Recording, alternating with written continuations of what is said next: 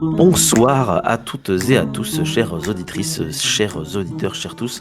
Vous écoutez un nouvel épisode de Tout et de Rien, l'émission qui vous parle de tout et surtout de rien. Et aujourd'hui, on vous l'a promis, il y a de cela bien des lunes, on vous sort un spécial guerre d'indépendance américaine. Alors on a pris un peu de retard, donc il n'y a aucun anniversaire à fêter, si ce n'est que c'est quand même, il me semble, si je dis pas de bêtises, les 250 ou les 200 ou les 350 ans. Attends, j'ai un doute aussi. 250, je pense. 1775 moins 2025.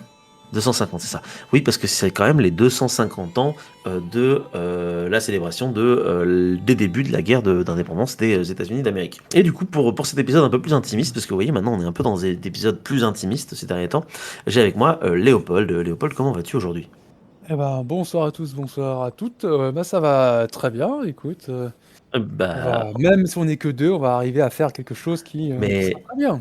Mais j'en suis sûr. Je suis sûr que cet épisode sera absolument passionnant, puisque la guerre d'indépendance, c'est un sujet qui est assez passionnant. Moi, je connaissais pas tant que ça, et comme on en a parlé un peu en off, vraiment, c'est, comme tu l'as dit, pratiquement une espèce de guerre mondiale, en fait, hein. Tout le monde qui se bat partout, soit pour soutenir les insurgés, soit pour soutenir la Grande-Bretagne. Je pense que c'est plutôt un délire du genre, soit être ennemi de la Grande-Bretagne, soit être allié de la Grande-Bretagne. Moi, je le vois plutôt comme ça, je pense. Les 13 colonies, c'est un peu à part, d'une certaine manière. Oui, c'est Voilà. contexte.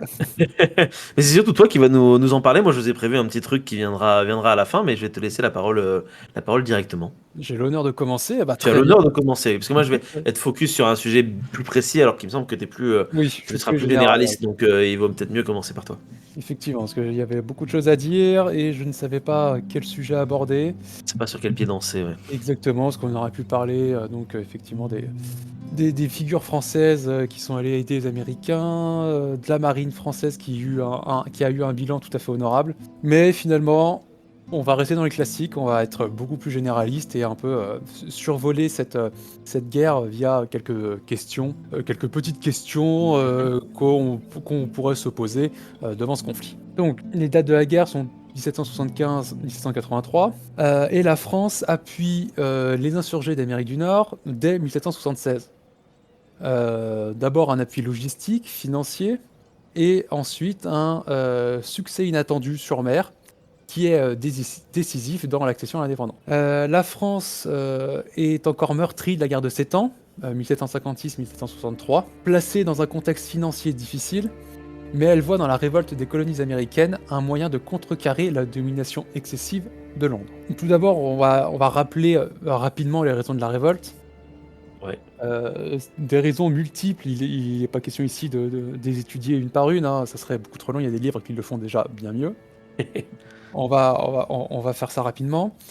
Donc après la guerre de 7 ans, les 13 colonies britanniques d'Amérique du Nord attendent de la métropole des avantages fiscaux, commerciaux ou territoriaux en récompense de leurs actions. Mais Londres a déjà payé l'aide américaine plus de 110 millions de livres sterling et considère qu'elle ne doit rien de plus aux colonies. Pire, en octobre 1763, elle interdit toute nouvelle colonie, puis exclut en 1774 toute spoliation des anciens Français du Canada. Et enfin, le système de l'exclusif, qui oblige les colonies à ne commercer qu'avec la métropole. Cette interdiction d'autres partenaires commerciaux, avec de nouveaux impôts qui sont créés, sont faits sans consulter les colons, que le Parlement britannique estime représenter alors qu'aucun colon n'y siège. Cette attitude ingrate est d'autant plus mal vécue que le courant abolitionniste anglais menace les intérêts économiques américains basés sur l'esclavage. Donc en fait, à partir de là, on a une multiplication des incidents, avec des maladresses de la part de Londres. Du coup, en 1774, le Congrès continental, rassemblant des délégués des 13 colonies, dits patriotes, en opposition aux loyalistes qui sont restés fidèles à Londres. Craignant la répression, les patriotes forment des milices, et évidemment, quand tout le monde commence à s'armer, ce qui devait arriver arriva. Une étincelle a mis le feu aux poudres. Lors de l'embuscade de Lexington, le 9 avril 1775, lorsque des miliciens de Boston interceptent une colonne britannique venue confisquer leur dépôt d'armes. Cette embuscade ouvre les hostilités, Et le Congrès continental de juin 1776 promulgue le 4 juillet 1776 la déclaration d'indépendance. Mhm. Donc ça, c'était voilà, pour les raisons rapidos de la guerre. Donc on pourrait déjà se poser la question de que vient faire la France dans un conflit qui apparaît anglo-anglais au final. Ouais. Et ces gens ne sont pas encore américains. A priori, la France cherche d'abord l'apaisement. Après la guerre de 7 ans, quel serait l'intérêt de reprendre un conflit si l'essentiel, nos frontières métropolitaines et les îles à sucre, est acquis? Mais à son avènement en 1774, Louis XVI, sur les conseils de son principal ministre Jean-Frédéric Filippo de Maurepas, qui est l'ancien secrétaire d'État à la mairie de Louis XV, et Charles Gravier, comte de Vergennes, aux affaires étrangères, veut réduire la puissance britannique, car ce qu'il veut en Europe, c'est un équilibre européen dans lequel la France doit être l'arbitre. La dynastie des Bourbons recherche en Europe, contrairement aux dynasties précédentes, cherche quand même plus un équilibre européen. Enfin, Louis XV et Louis XVI, ça devrait être plus précis comme ça, Louis XV et Louis XVI cherchent quand même un équilibre européen au lieu de s'étendre à tout prix. Et cette politique est continuée sous Louis XVI. Et donc cette guerre qui approche, qui éclate en 1776, semble être un excellent moyen de réduire la puissance britannique au risque de faire éclater un nouveau conflit. Le comte de Vergennes, toujours aux affaires étrangères, a la conviction que pour mettre fin à la domination anglaise sur les mers, seule une politique maritime est la solution, d'où le financement d'une puissante marine, malgré le manque d'intérêt des Français pour la mer. Cette idée trouve un fort écho chez les marins, les idéalistes rousseauistes, qui défendent la souveraineté au peuple. Dans cette phrase, et là je cite, « Un État peut être légitime seulement s'il est guidé par la volonté générale de ses concitoyens ». Donc la cause d'une jeune république américaine gouvernée par ses citoyens fait fortement écho chez les rousseauistes, notamment chez les financiers, qui sont toujours aux aguets des aubaines, des anciens du secret du roi, qui sont l'ancien service secret de Louis XV qui a été démantelé, etc., etc. Est-ce qu'on peut y voir un esprit de revanche après la guerre de 7 ans perdus? C'est peu probable. L'anglophobie est toute relative à Versailles. Et les Français, à la différence des Britanniques, s'intéressent plus aux Flandres qu'aux terres lointaines. La jalousie commerciale et les idées défendant la liberté des colonies face à la servitude, comme Diderot l'a défendu, ont joué autant, de même qu'un lobbying intense mené en particulier par la franc-maçonnerie, dont Lafayette et Washington font partie. Vergennes attend un peu avant d'engager la France. Il attend d'avoir une marine crédible, de s'assurer le soutien espagnol, qui est en principe garanti par le pacte de famille Bourbon, et de voir l'Angleterre s'épuiser, et aussi comment les Américains se défendent. Il faut aussi souligner l'alliance contre nature entre Paris et Philadelphie. Le général à Washington s'est illustré contre les Français durant la guerre de 7 ans. Et Louis XVI est un roi en principe absolu qui n'a aucun atome crochu avec les républicains contestataires américains. Et chez ces derniers, tous ne sont pas favorables avec l'alliance française. Il y a certes un sentiment de sympathie dès 1763, dès que la France a cessé d'être une menace. Et la culture française est en outre bien diffusée outre-Atlantique. En 1770, il y a un quart des journaux disponibles à New York qui sont édités en français. Ok. Mais les colons protestants et puritains n'en méprisent pas moins le pays des Bourbons, catholique, despotique et immoral. Donc, a priori, pas franchement ceux vers qui ils se tourneraient naturellement. Quelles sont les motivations des différents acteurs du conflit? Elles sont compliquées, voire même contradictoires, tout d'abord, l'Angleterre. Londres veut soumettre les rebelles militairement et fiscalement en limitant au maximum les concessions. Du côté des Américains, ils sont plutôt partagés. L'indépendance est un pis-aller au moins jusqu'en 1778. Et les colons ne préféreraient pas ne pas rompre avec la métropole. Ce que d'ailleurs Benjamin Franklin ne manquera pas d'utiliser pour pousser Versailles à intervenir. Et du côté de la France, comme je l'ai dit tout à l'heure, la France va affaiblir Londres en la privant d'une colonie stratégiquement capitale. Le traité franco-américain de 1778 le proclame. Versailles abandonne toute revendication sur le Canada. Ce manque d'ambition peut surprendre, mais la France de Louis XV et de Louis XVI préfère servir des alliés pour garantir un équilibre global plutôt que de le déstabiliser au nom de prétentions territoriales. Encore une fois, ça fait, comme j'ai dit tout à l'heure, hein, Louis XV et Louis XVI ne veulent plus de grandes guerres, ils veulent un équilibre européen. Où la France aurait évidemment un rôle d'arbitre, donc un rôle prépondérant, mais quand même un équilibre. Ensuite, il y a l'Espagne. L'Espagne, à partir de 1779, entre dans la guerre. Et l'Espagne a beaucoup à gagner. À la fin du XVIIIe, l'Espagne est une puissance européenne mineure et dépend énormément de ses colonies et de son commerce. Son intérêt est donc de récupérer des points d'intérêt, comme Gibraltar, qui est aux mains des Anglais, et la Floride. Mais le comte de Florida Blanca, vrai maître à Madrid, traîne jusqu'en 1779. Il traîne avec des raisons plutôt légitimes. Les précédentes guerres ont laissé de cuisants souvenirs. Ils ont été entraînés dans la guerre de 7 ans à cause du pacte familial de 1761. Et la guerre de 7 ans ne s'est pas très bien terminée pour le camp français. Ouais. Donc il hésitait quand même. Et en plus, ils n'ont pas trop d'intérêt à encourager la rébellion d'une colonie dont le succès pourrait s'avérer contagieux dans leur propre colonie.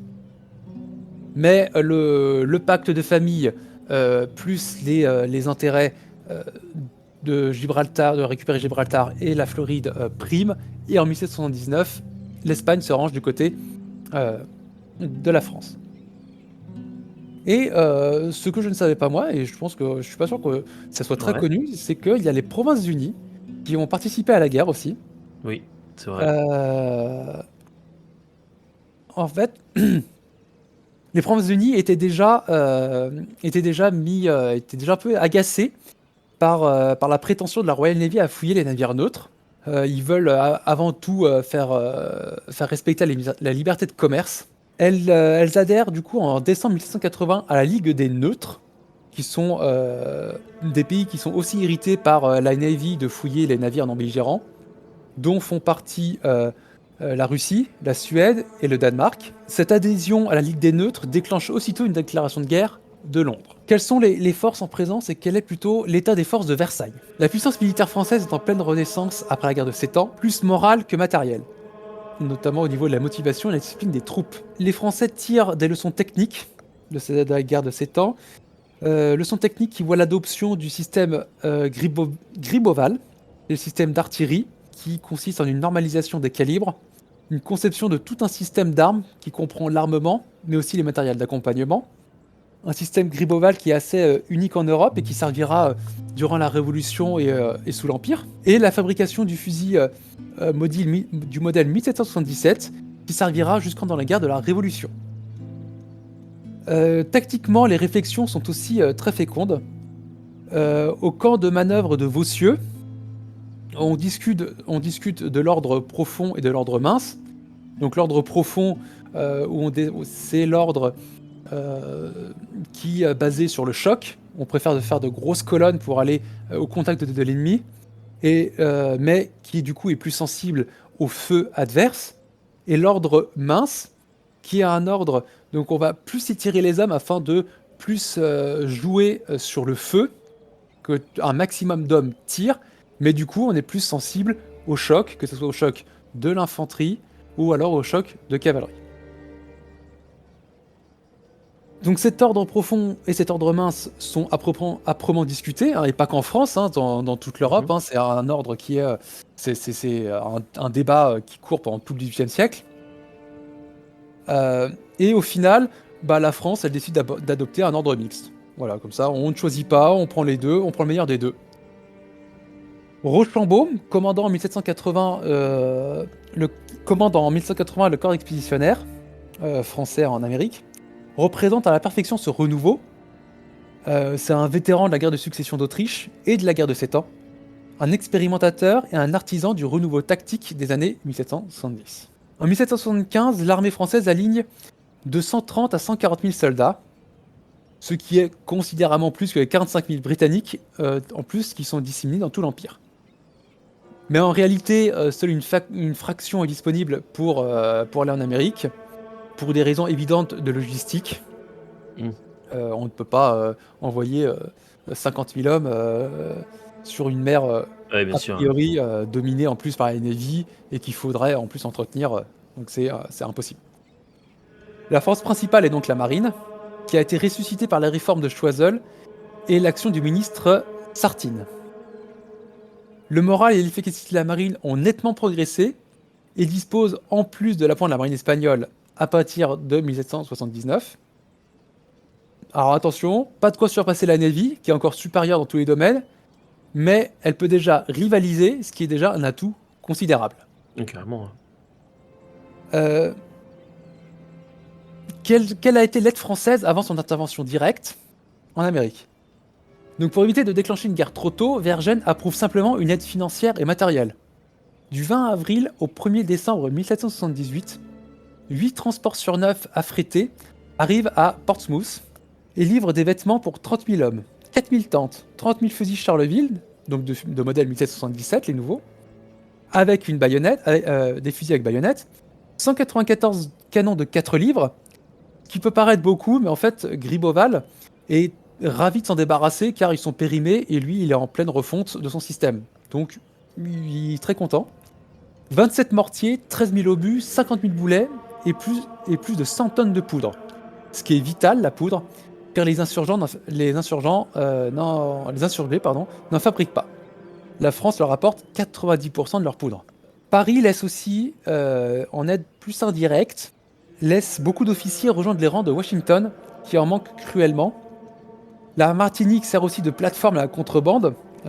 Ses ports sont ouverts aux corsaires américains. Londres sait, Londres proteste, et du coup, Paris essaye de faire des efforts, essaye de faire des gestes, parce qu'il ne veut pas déclencher une guerre trop vite. Donc Ouais. Paris gèle des transports, saisit des cargaisons douteuses.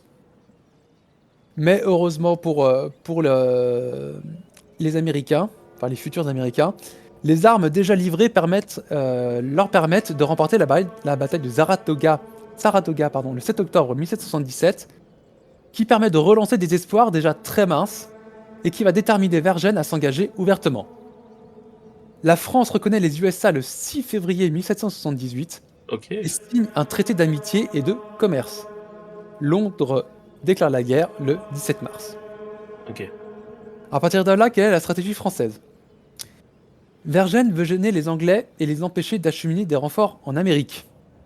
Paris va donc livrer une guerre quasi mondiale en multipliant les points d'accroche. La Manche, la Méditerranée, l'Afrique, les Antilles, les Indes. Mm. Londres doit donc disperser ses efforts. À cela s'ajoute une aide directe en 2 grandes phases. La première est dirigée depuis les Antilles, en 1778-1779, par d'Estaing. J'ai pas noté son rang, je sais pas s'il est comte ou amiral d'Estaing, je crois. Ok. Qui est un échec patent que les Britanniques, heureusement pour les Américains, n'exploitent pas. Par exemple, à la suite d'une mésentente entre d'Estaing et les insurgés et d'une tempête, d'Estaing rembarque ces 4000 hommes en août 1778 destinés à attaquer la garnison britannique de Newport, à Rhode Island. La même force et le même amiral échouent encore en octobre 1779 à reprendre l'important port de Savannah. C'était un assaut qui était mal coordonné avec les Américains. Ok. Après D'Estaing, qui a été catastrophique, on arrive à la seconde phase de cette aide directe. Cette seconde phase combine l'envoi de 6000 hommes sous les ordres de Rochambeau et de la flotte de l'amiral de Grasse qui part de Brest en mars 1781. Ok. Après un passage aux Caraïbes, de Grasse joint miraculeusement ses forces à celles de Washington pour piéger les Anglais de Cornwallis à Yorktown, dont la capitulation le 19 octobre 1741 convainc les Britanniques de jeter l'éponge. Il faudra encore 2 ans, mais c'est le début là où les Anglais se disent que peut-être que les sommes investies n'en valent peut-être pas le coup. Ouais. La participation de Rochambeau aux opérations directes est modeste. Il reste inactif jusqu'à la campagne de Yorktown, entamée le 9 juin 1781, où son apport reste essentiel. Rochambeau suit les ordres de Versailles et se place en auxiliaire de Washington. Son respect de la préséance et ses gestes conciliants, notamment acheter au prix fort des denrées à la population locale, restaure la confiance et donc le commandement des forces combinées, ce que l'arrogance d'un destin avait mis à mal. Donc, en aide, on a vu de l'argent, de la poudre, des armes, 6000 soldats bien entraînés, ce qui est non négligeable sur un théâtre où les Britanniques ne déploient au max que 22 000 hommes, le soutien de la marine, etc., etc. Les Français privant plus les Anglais de leur liberté stratégique. Ils doivent désormais toujours garder un œil sur le rétroviseur avant de faire quoi que ce soit afin de vérifier où sont les pavillons blancs à l'horizon. Et un apport immatériel qu'on sous-estime souvent, le moral. L'espoir que les Français arrivent donne aux généraux américains la force de sauver leur milice pour le jour où on arrive. Ah oui. Et donc de garder aussi en échec les partisans de la négociation avec Londres. Car si vous vous souvenez, j'avais précisé que les Américains étaient partagés, qu'ils ne voulaient pas forcément rompre avec Londres et que l'indépendance était vraiment c'était parce qu'ils n'avaient pas d'autre choix, quoi. Mais s'ils avaient pu faire autre chose, ils l'auraient fait. Et donc chez les Américains, il y a toujours un parti de la paix avec Londres qui est toujours présent. Or, ce parti de la paix est quand même régulièrement renforcé par les revers qui ne manquent pas.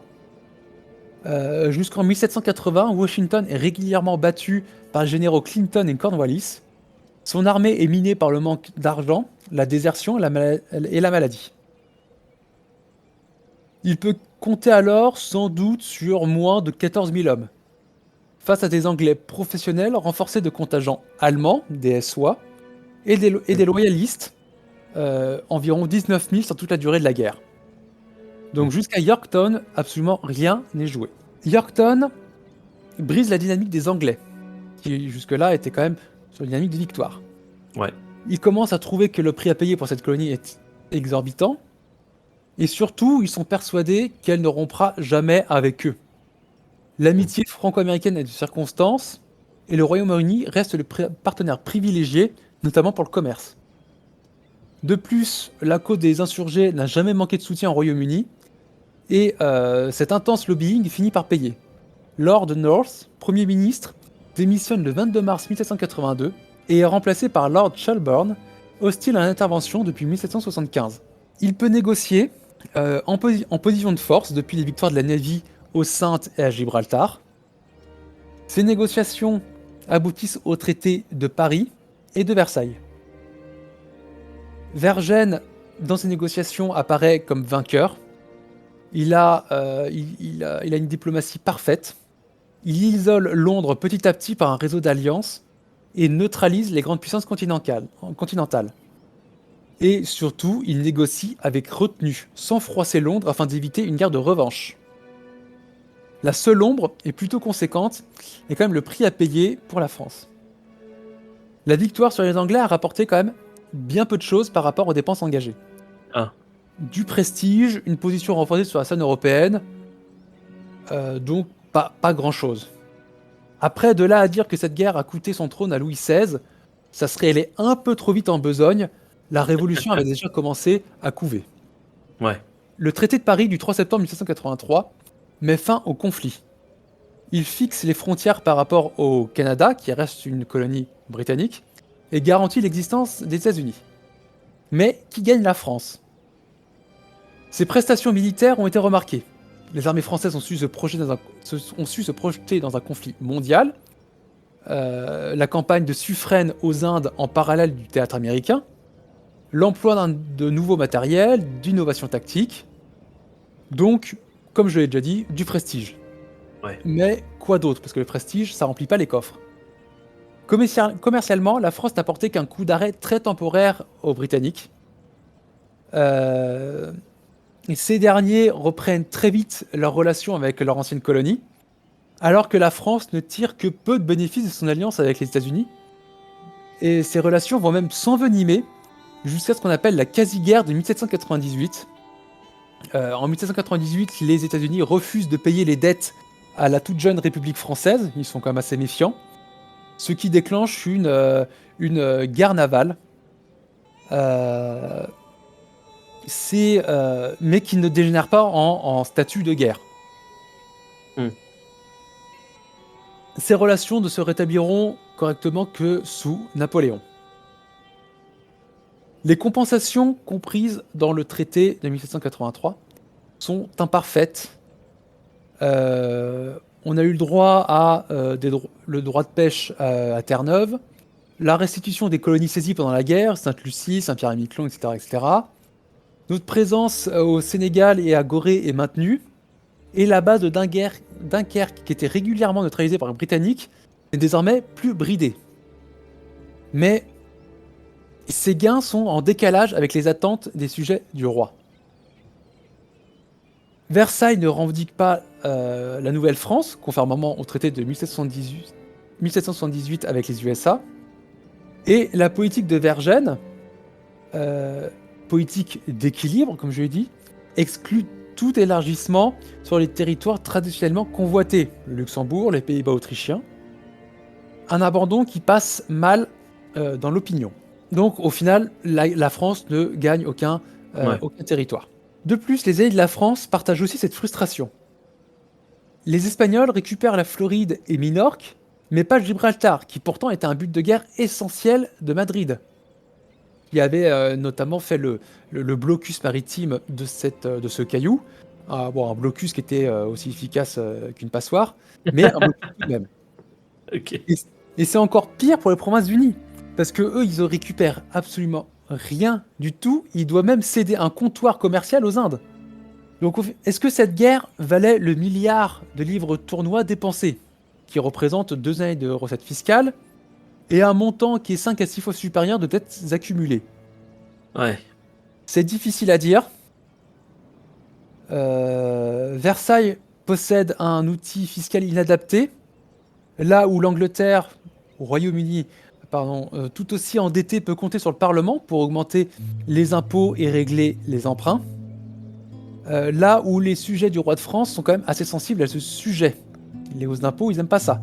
Ouais. Le roi doit donc emprunter pour les dépenses ordinaires à un taux 2 fois plus élevé qu'à Londres, car les prêteurs sont conscients de la médiocrité et l'impopularité du système fiscal français. Ouais.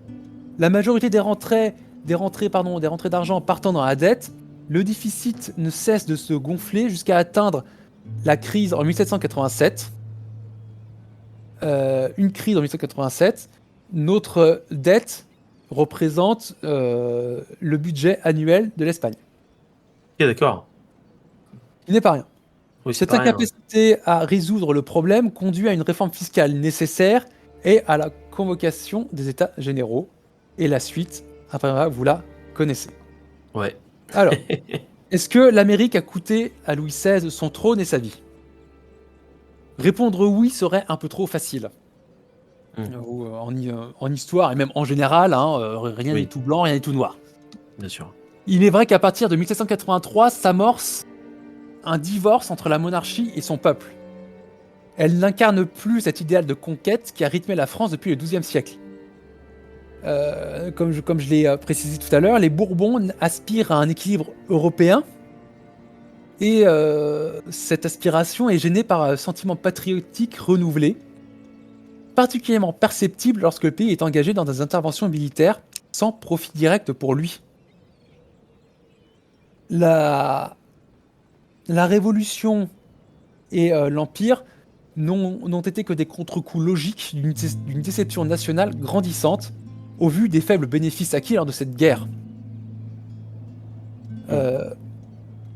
Bénéfices en plus considérés comme symboliques, voire invisibles par une population dont l'horizon c'est en général le clocher de son village ou les murs de sa ville. Comme j'ai dit, les territoires traditionnellement convoités par la France n'ont été aucunement envahis, demandés ou autres. Donc là, vraiment, C'est un peu un sentiment voilà, de déclin, quoi. Toutefois, l'impact budgétaire est plus discutable. Le royaume en a déjà connu de graves, notamment à la fin du règne de Louis XIV, la guerre de 7 ans, sans que le mécontentement se transforme en révolution. Avec ou sans la guerre, les crises parlementaires remontant à Louis XV, et les parlements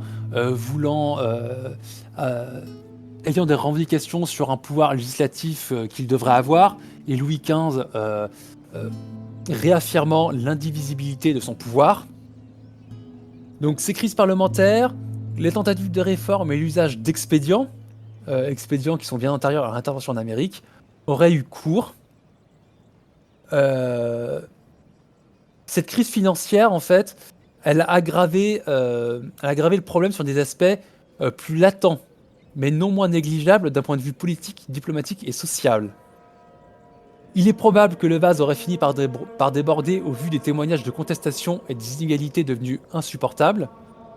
Le soufflet a gonflé, mais aurait très bien pu retomber. C'est l'enchaînement des circonstances, dans un contexte accru de peur et de rumeurs, qui a mené à la Révolution. Et je voudrais juste terminer par un tout petit paragraphe. Ouais. Est-ce que les Américains doivent-ils leur indépendance à la France ? Ah. Non. La réponse est plutôt non. Alors, évidemment, encore une fois, on n'est jamais sûr, mais a priori, quand même, il y aurait de grandes chances qu'il l'aurait eu tôt ou tard, avec ou sans combat, comme le Canada en 1867. Sans la France, le processus aurait été simplement plus long. Ils auraient été obligés de mener une guérilla politique et ou militaire. L'avantage de l'aide française est que les États-Unis sont tout de suite apparus comme un État à part entière, avec une large reconnaissance diplomatique. L'intervention de Versailles a changé une bande de rebelles fiscaux en représentant d'une jeune république éprise de liberté. Une liberté réservée aux Blancs, bien entendu. Bien entendu, et justement, on en parlera après, mais avant ça, bien joué encore une fois pour ton intervention qui sonne toujours très juste. Moi, ce que je trouve intéressant, c'est cette conclusion de se dire que oui, en fait, j'aime bien cette idée que la France est peut-être plus légitimée en fait politiquement les 13 colonies comme étant un vrai État à part entière. Ça, c'est hyper intéressant. Parce que c'est vrai qu'avant ça, c'est juste des rebelles. Même le terme de rebelles fiscaux, c'est vraiment hyper intéressant comme terme. Ouais. Oui, parce qu'en fait, ils voulaient pas l'indépendance, ils voulaient juste être représentés au Parlement au Parlement britannique pour pouvoir discuter des impôts et des machins, voilà. Donc c'est comme c'est fou quand on se dit que comme quoi des impôts, ça peut donner, ça peut donner une première puissance mondiale en fait. C'est incroyable. Si les Anglais avaient su, peut-être qu'ils auraient préféré ne pas faire ce genre de choses. Non, c'est hyper intéressant. Franchement, merci beaucoup pour tout ça. Moi, ce qui me fascine aussi, c'est comme on l'a dit tout à l'heure, c'est l'aspect mondial du truc. Enfin, quand on regarde les belligérants, enfin, le fait qu'il y ait des royaumes indiens d'Inde qui participent au conflit, alors que t'as aussi les Provinces-Unies, des Iroquois, des Allemands, des Espagnols. J'ai appris aussi un truc, c'est que dans les belligérants, il y a la République du Vermont, qui techniquement ne fait pas partie des 13 colonies, parce que c'est le 14e État des États-Unis, et du coup est considéré comme un belligérant à part des fameuses 13 colonies. Alors que techniquement, bon, c'est pareil, mais je trouve ça rigolo qu'il y ait une scission entre tout ça. C'est complètement con, mais j'aime bien. Et pour l'information, les auditeurs, la République du Vermont intégrera les États-Unis seulement en 1791, soit donc quand même un petit moment après la fin du conflit, pratiquement 10 ans. Donc ça aussi, c'est assez intéressant. Ouais. Donc du coup, je vais me permettre d'enchaîner parce que tu as bien amené une question quand même. Tu as précisé une république pour les personnes blanches. Et c'est un peu de ça dont on va parler aujourd'hui. Si je te dis que la guerre d'indépendance des États-Unis d'Amérique est directement responsable de la formation de l'État du Sierra Leone, est-ce que tu me crois ? Bah, je dirais oui parce que tu mon ami, mais Mais avec beaucoup de doutes. Allez vérifier vos sources par vous-même, hein, bien évidemment, parce que c'est toujours plus compliqué que ça. Justement, c'est un peu ce qu'on va voir. Aujourd'hui, on va parler du Sierra Leone, on va pas parler des États-Unis. ah, on a Non, je changé de sujet plaisante. finalement? Ah bah, attendez. Non, aujourd'hui, en fait, moi, j'aimerais vous parler d'un aspect qui, je pense, est assez méconnu de la guerre d'indépendance. En tout cas, il m'était assez méconnu, moi. C'est en me renseignant un peu, en me demandant ce que j'allais faire, je me suis dit sur quoi je vais tomber. Et du coup, aujourd'hui, on va parler des loyalistes noirs. Alors, comme tu l'as si bien précisé tout à l'heure, dans le conflit de la guerre d'indépendance, il va y avoir à la fois les patriotes qui vont être pro, républicains, etc., à Washington, et il va y avoir les loyalistes qui vont se battre, notamment du côté de la couronne d'Angleterre. Et parmi ces loyalistes, il va y en avoir certains qui ont une couleur de peau noire, des fameux futurs afro-américains. Futurs ou même qu'ils le sont déjà en réalité, justement, on en parlera plus tard.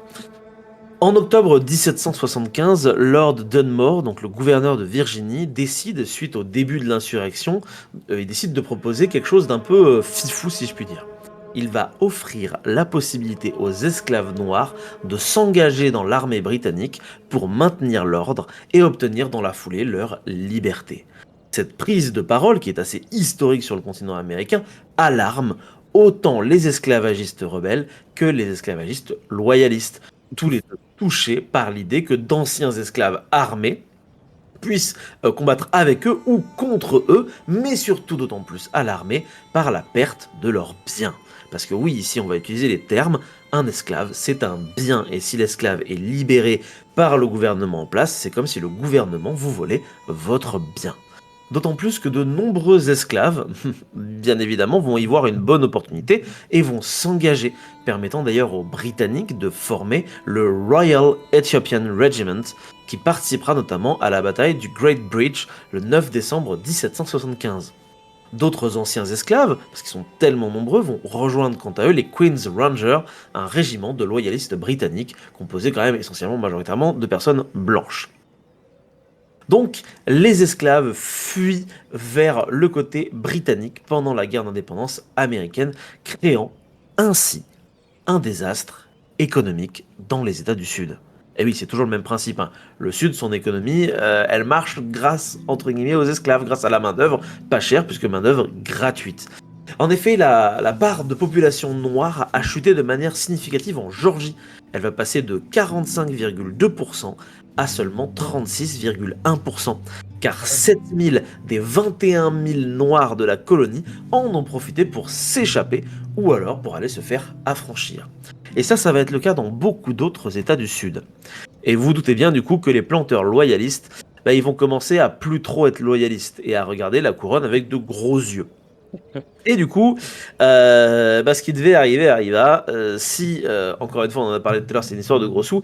Si tes sous, ils se tirent et que le responsable du fait que t'aies plus de sous, c'est ton gouvernement, tu vas aller protester contre ton gouvernement. Et c'est ce qui va se passer. Les planteurs vont protester contre la libération de leurs esclaves, notamment en Caroline du Sud, qui va rejoindre les insurgés dans le but de lutter contre la libération de leurs propriété. Quand je parle de propriété, je parle de leur propriété esclave.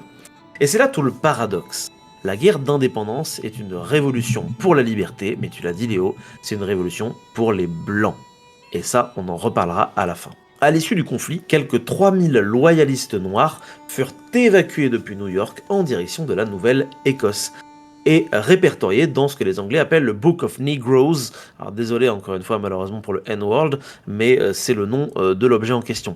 Et ce livre va faciliter leur suivi par les Britanniques.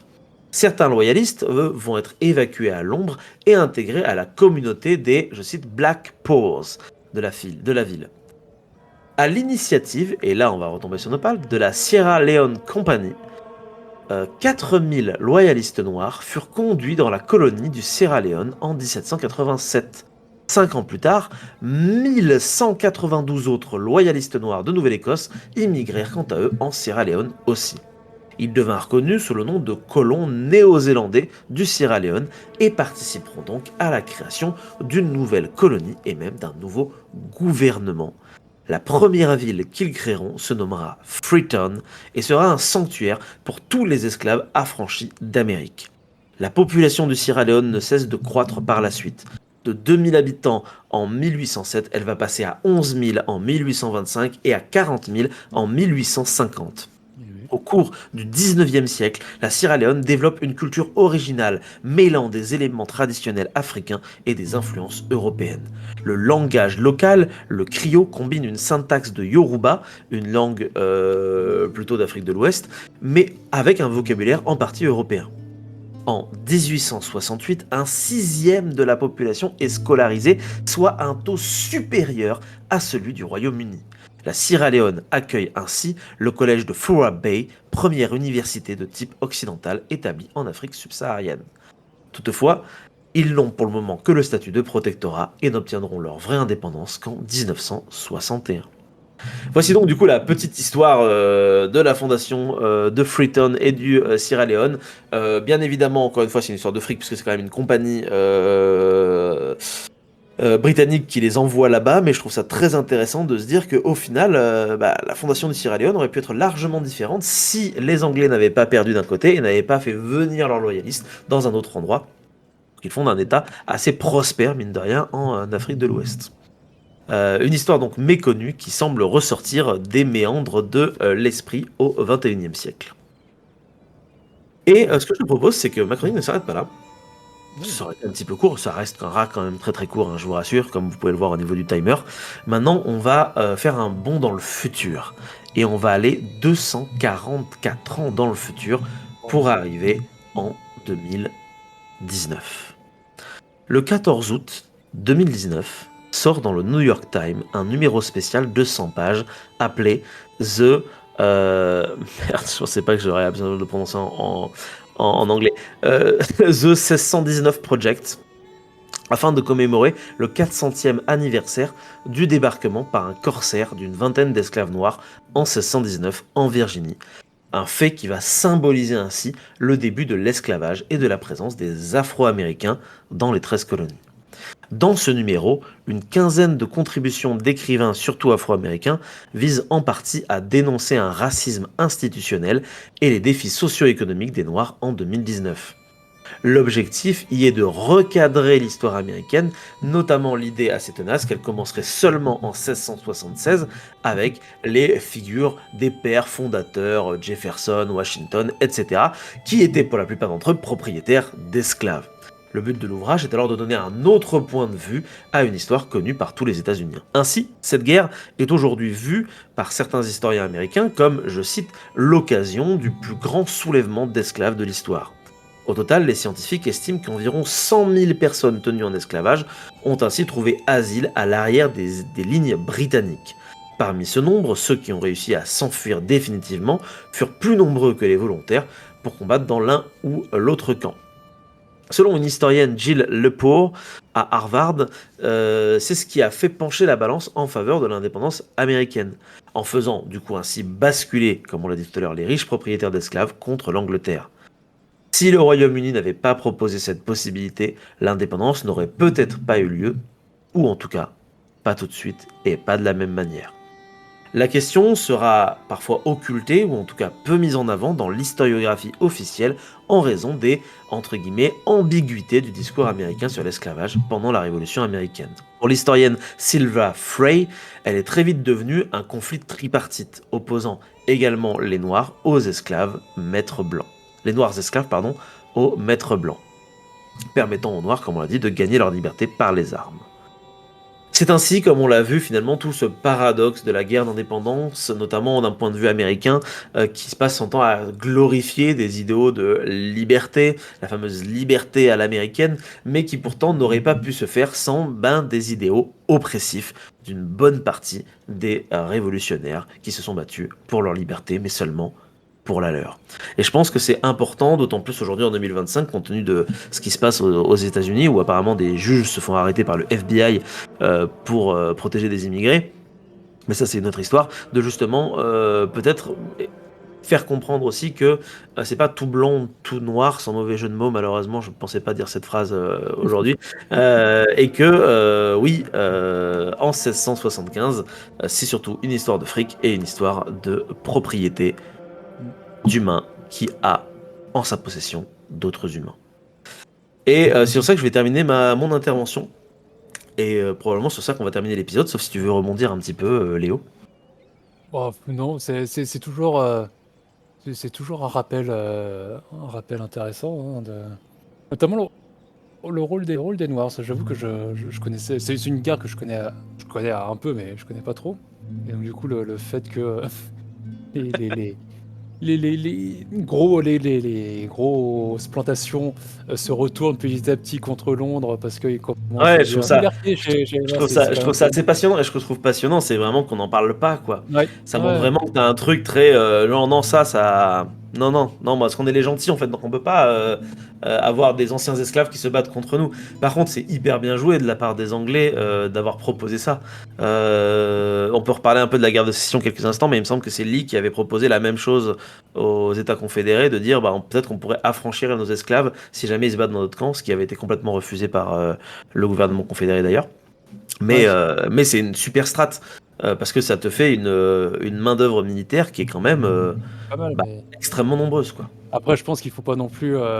C'est Oui, c'était pas. pas des hordes Non, non, mais d'Afro-Américains qui je se veux sont dire, battus, mais c'est pas des idéaux de liberté hein, qui leur ont fait dire, non, vous allez, bien sûr. ça reste quand même C'est des esclaves, pragmatique, c'est voilà. c'est ultra pragmatique. Ouais, oui, non, Et clairement, c'est non, ça mais qui est voilà. rigolo, c'est que c'est vraiment. En fait, personne n'a des idéaux de liberté Ouais, et c'est vraiment, ça tourne juste autour du fric, quoi. En fait, en ouais, réalité, vraiment, ouais. c'est vraiment ça. Et c'est juste que, bah voilà, on se bat pour des questions de pognon et à côté de ça, bah du coup, t'as un État qui se crée en Afrique Oui, parce qu'on y a envoyé les gens qui se sont battus pour nous et du coup, ça crée le Sierra Leone. Et rien que ça, je trouve ça absolument incroyable. Quand j'ai lu ça, je me suis dit, je suis allé revérifier un peu partout sur Internet et je me suis dit, ah oui, ok, c'est vraiment ça alors. Et la ville s'appelle Freetown, ce qui veut dire, chers auditeurs en anglais, la ville libre. Donc c'est quand même assez dingue, je trouve, en termes et de symbolique. ouais, Mais ça bref, très fort. bah, ça m'a fait plaisir, écoute Léo, de faire cet épisode en ta compagnie. C'est un épisode qui est un peu plus court que d'habitude, mais en même temps, nous n'étions que deux, chères auditrices et chers auditeurs. On espère de votre côté que ça vous a plu, ce petit épisode sur la guerre d'indépendance. N'hésitez pas à aller farfouiller un peu par vous-même tout ce qui s'est écrit, tout ce qui s'est dit sur ce sujet, parce que bah, tout comme les sujets qu'on aborde d'habitude, c'est un sujet qui parle de plein de choses finalement. C'est jamais qu'une guerre, ça parle d'humanité en fait, d'une certaine manière aussi, comme toute l'histoire en fait de l'humanité. Mmh, Bravo, c'est je me vrai. suis embrouillé dans ma conclusion. Ouais, non. Bah, merci à toi Léo et merci à vous chers auditrices et chers auditeurs. Et on vous dit à très vite probablement pour parler de la Seconde Guerre mondiale. Des bisous à vous. Bisous à tout le monde.